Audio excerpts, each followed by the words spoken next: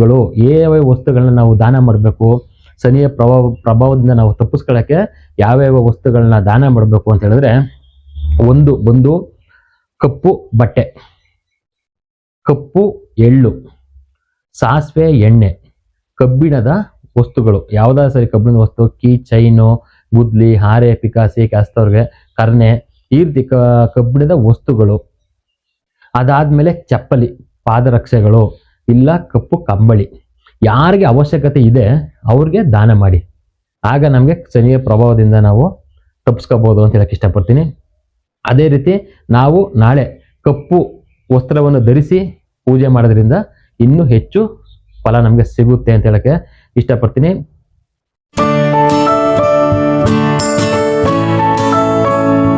ಎಲ್ಲರಿಗೂ ಶ್ರೀ ವೆಂಕಟೇಶ್ ಗುರುಜಿ ಯೂಟ್ಯೂಬ್ ಚಾನಲ್ಗೆ ಸ್ವಾಗತ. ಗುರುಭ್ಯೋ ನಮಃ. ವೀಕ್ಷಕರೇ, ನಾಳೆ ಅಂದರೆ 16 ಮೇ 2026 ಶನಿವಾರ ಶನಿ ಜಯಂತಿ ಇದೆ. ಜೊತೆಗೆ ಜ್ಯೇಷ್ಠ ಅಮಾವಾಸ್ಯೆ ಇದೆ. ಈ ಅಮಾವಾಸ್ಯೆ ಪ್ರಯುಕ್ತ ಶನಿದೇವನ ಕೃಪೆಗೆ ನಾವು ಪ್ರಾರ್ಥಿಸಬೇಕು. ಮತ್ತು ಶನಿ ಕಾಟ ಇದ್ದರೆ, ಶನಿ ದೋಷ ಇದ್ದರೆ ಅದನ್ನ ನಿವಾರಣೆ ಮಾಡ್ಕೊಳ್ಳೋಕ್ಕೆ ನಾವು ಏನು ಮಾಡ್ಕೋಬೇಕು, ಯಾವ ರೀತಿ ಪರಿಹಾರ ಮಾಡಿದ್ರೆ ನಮಗೆ ಶನಿ ದೋಷದಿಂದ ನಿವಾರಣೆ ಆಗ್ತೀವಿ, ಪ್ರಾಬ್ಲಮ್ಮು ಕಮ್ಮಿ ಆಗುತ್ತೆ, ನಮಗೆ ಸಮಸ್ಯೆಗಳು ಕಮ್ಮಿ ಆಗುತ್ತೆ ಅಂತ ಹೇಳಕ್ಕೆ ಇಷ್ಟಪಡ್ತೀನಿ. ನಾಳೆ ಅಮಾವಾಸ್ಯೆ ಸ್ಟಾರ್ಟ್ ಆಗೋದು ಬಂದು ಬೆಳಿಗ್ಗೆ 5 ಗಂಟೆ 17 ನಿಮಿಷದಿಂದ ರಾತ್ರಿ 12 ಗಂಟೆ ನಂತರ, ಅಂದರೆ ನಾಳೆ ಬೆಳಗಿನ ಜಾವ 1 ಗಂಟೆ ತನಕನೂ ಇರುತ್ತೆ. ಅಂದರೆ ನೀವು ನಾಳೆ ಬೆಳಿಗ್ಗೆಯಿಂದ ನಾವು ಶನಿದೇವನ ಆರಾಧನೆ ಮಾಡ್ಬೋದು, ಪೂಜೆ ಮಾಡ್ಬೋದು. ಯಾವ ರೀತಿ ಮಾಡಬೇಕು, ಏನು ಪೂಜೆ ಮಾಡಬೇಕು, ನಾವು ಶನಿದೇವನ ನಾವು ಯಾವ ರೀತಿ ಪೂಜೆ ಮಾಡಿದ್ರೆ ಹೊಲಿಸ್ಕೋಬೋದು, ನಮಗೆ ಪ್ರಾಬ್ಲಮ್ ಕಮ್ಮಿ ಆಗುತ್ತೆ, ಸಮಸ್ಯೆಗಳು ಕಮ್ಮಿ ಆಗುತ್ತೆ ಅಂತ ಹೇಳಕ್ಕೆ ಇಷ್ಟಪಡ್ತೀನಿ. ನಾಳೆ ಬೆಳಿಗ್ಗೆ ಎದ್ದು ನೀವು ಸ್ನಾನಾದಿಗಳನ್ನು ಮಾಡಿ ಶುಚಿತ್ವವಾಗಿ ದೇವಸ್ಥಾನ, ಅಂದರೆ ನಿಮ್ಮ ಅಕ್ಕಪಕ್ಕದಲ್ಲಿರೋ ದೇವಸ್ಥಾನಕ್ಕೆ ಹೋಗ್ಬೇಕು. ಅಲ್ಲಿ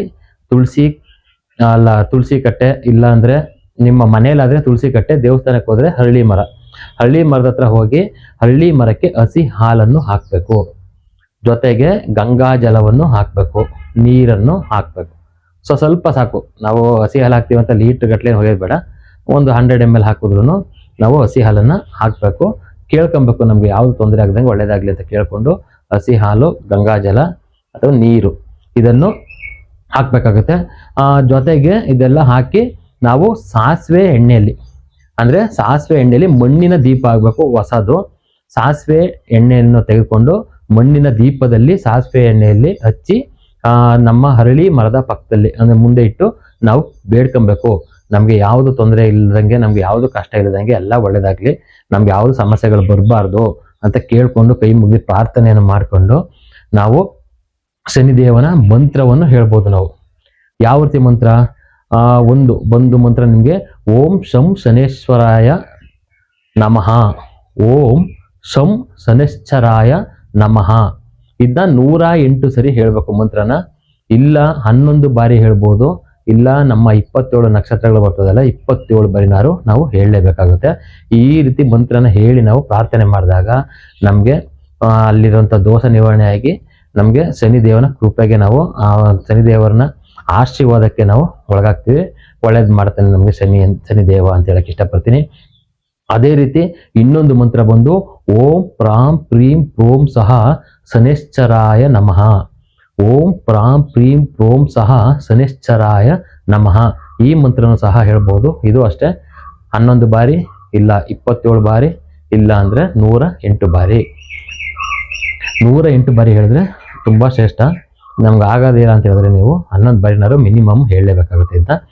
ಅದೇ ರೀತಿ ನಾವು ಶನಿಯ ಪ್ರಭಾವದಿಂದ ತಪ್ಪಿಸ್ಕೊಳ್ಳೋಕ್ಕೆ ನಾವು ಏನು ಮಾಡ್ಬೋದು ಅಂತ ಹೇಳಿದ್ರೆ, ಇನ್ನೊಂದು ಆಂಜನೇಯನ ದೇವಸ್ಥಾನಕ್ಕೆ ಹೋಗಿ ಹನುಮಾನ್ ಚಾಲೀಸ್ ಆ ಮಂತ್ರವನ್ನು ಹೇಳ್ಬೋದು.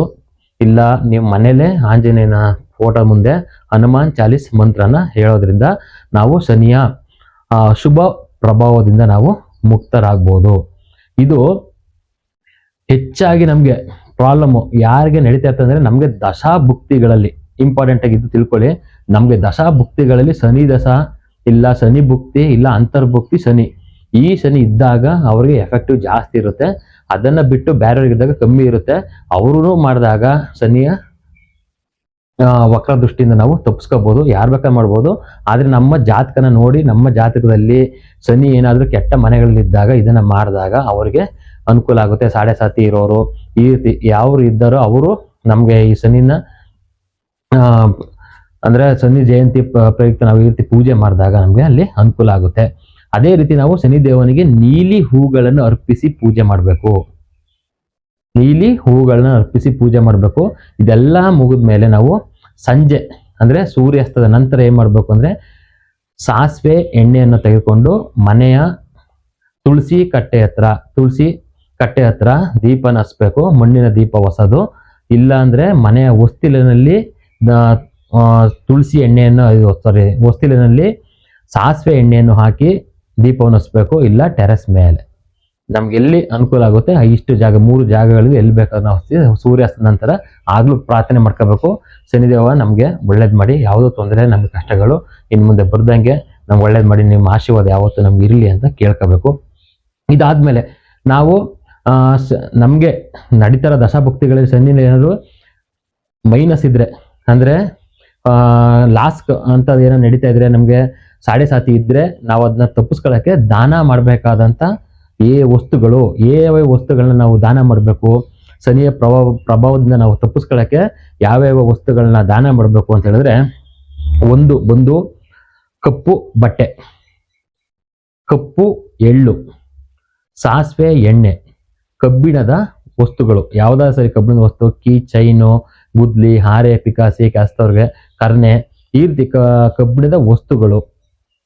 ಅದಾದ್ಮೇಲೆ ಚಪ್ಪಲಿ, ಪಾದರಕ್ಷೆಗಳು, ಇಲ್ಲ ಕಪ್ಪು ಕಂಬಳಿ.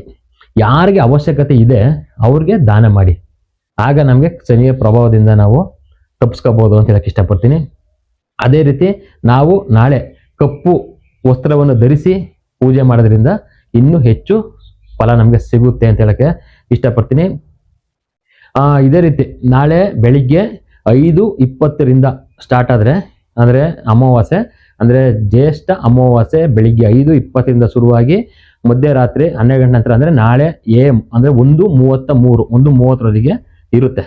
ಆಗ ನಾವು ಆ ಟೈಮ್ ಒಳಗೆ ನಾವು ಈ ರೀತಿ ಪೂಜೆ ಮಾಡ್ಕೋಬಹುದು. ಬೆಳಿಗ್ಗೆ ಎದ್ದು ನಾವು ಈ ರೀತಿ ಎಲ್ಲ ಪೂಜೆ ಮಾಡಿದಾಗ ನಮ್ಗೆ ಶನಿಯ ಪ್ರಭಾವದಿಂದ ನಾವು ದೂರ ಆಗ್ಬೋದು. ಶನಿಯ ಕೃಪೆಗೆ ನಾವು ಆಶೀರ್ವಾದಕ್ಕೆ ನಾವು ಒಳಗಾಗ್ಬೋದು ಅಂತ ಹೇಳಕ್ಕೆ ಇಷ್ಟಪಡ್ತೀನಿ.